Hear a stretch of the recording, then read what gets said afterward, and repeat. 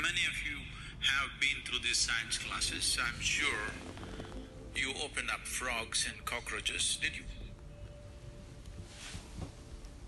They were nice, lively beings, but you opened them up because you wanted to find their heart and liver and kidney. Half alive. Being half alive is torture. Have you seen this? Always being half alive is torture. This is the torture that a large segment of humanity is going through right now because they are half alive. Only one part of them has become alive. Only their physicality and mentality has become alive. The rest of it is yet to become alive. Half-alive people will suffer everything. They will suffer ignorance, they will suffer education,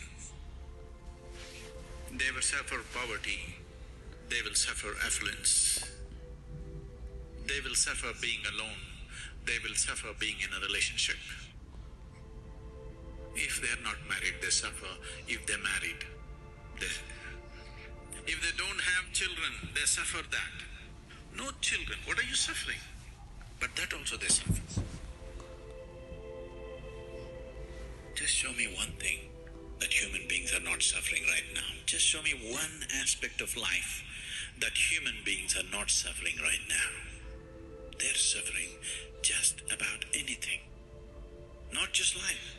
They're even suffering death before it happens. See, he's thinking of building a pyramid for himself.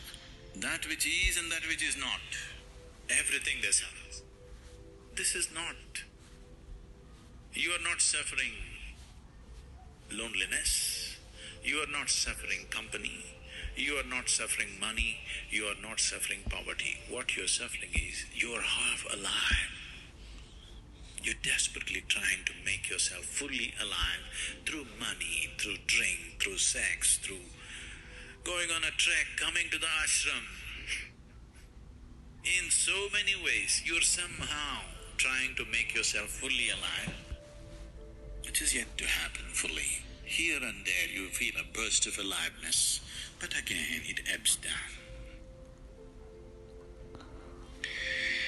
So, when people are constantly half alive, pleasure becomes an important part of your life. Very important part of your life. Without it, you cannot exist. When physicality is all that you know, pleasure becomes of immense importance in your life. If you become fully alive, you will become so blissful, joyful, ecstatic without reason.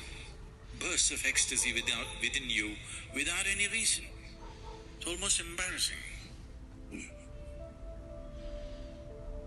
Now, the thought of pleasure just evaporates.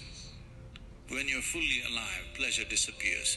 When you're half dead, pleasure is an important thing. So what does it mean to live? Not live it out, live it in. People think if they want to live, they have to live it out. Party every day. Party every day, philosophy works for some time, I have nothing against the party, it's not very practical, that's all. And it'll become the most monotonous horror after some time, party every day. Life is a fabulous phenomenon for one who knows how to ride it, one who knows how to ride a wave. You can see how fantastic and fabulous it is. One who does not learn how to ride it will get crushed by it, threatened by it.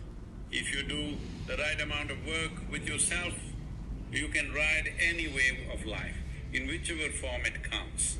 It is my wish and my blessing, every one of you should become wave riders.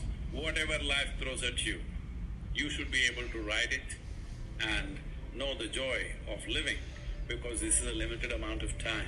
See, all of us have to live in this universe. No choice about it right now. How much time?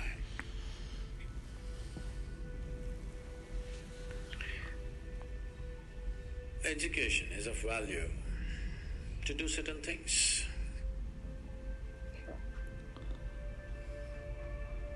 But what should we be doing as individual human beings, as a generation of people? What should we be doing in our lives? What I would say is, as a young man, I want to open your eyes and look at the world. You don't do some fanciful thing that you like to do. You must do what's most needed, isn't it? If you get carried away by situations, people become like this, it's useful but it is not the basic thing. Today you saw a train burning, so you want to become a firefighter. Tomorrow you saw something, you want to become that. In reaction, in emotional reaction, you choose to become something. It could be useful on some level. But now, when most young people cannot think, you're thinking, what should I do with my life? When such a thought has come, I would say spend a little more time on it. Not being influenced by anybody or anything, simply look at it. What is it that the humanity needs most? What is it that the world needs most today? I want you to recognize that. The only thing that needs to be fixed on this planet is human beings. Everything else is fine, isn't it so? So, I would say, all young people, not just you, must take a break from what you're doing. You can do whatever, joyfully or miserably, isn't it? And just because today you think, by doing this I will be happy, if you go, don't ever think you will stay happy by doing that after some time. Everybody, when they got their first job, what a beautiful day it was. You went to this mangy little office, sat there and wow, how it felt. But after a few years, sitting behind the same table, it's taking your life. The same job, the same marriage, the same situations, they're taking your life. After some time it looks like hell, isn't it? Not because there's something wrong with those jobs, simply because you're doing it for the wrong reason. Now that you're thinking, I would say take a few weeks off. We're willing to give you the space. Just stay uninfluenced by anybody, just look at it. There are many things you will want to do right now because of immediate compulsions. You're broke right now, you think the first thing is to find a job or some other compulsion within you, you think the first thing is to do this. Beside your compulsions, suppose you had none of these compulsions, what would you like to do with life? That's what you should do. You should not decide your life and the course of your life based on immediate compulsions. You decide in your life, if you do this for 100 years and look back, after 100 years if you look back, is it still worthwhile? You do that.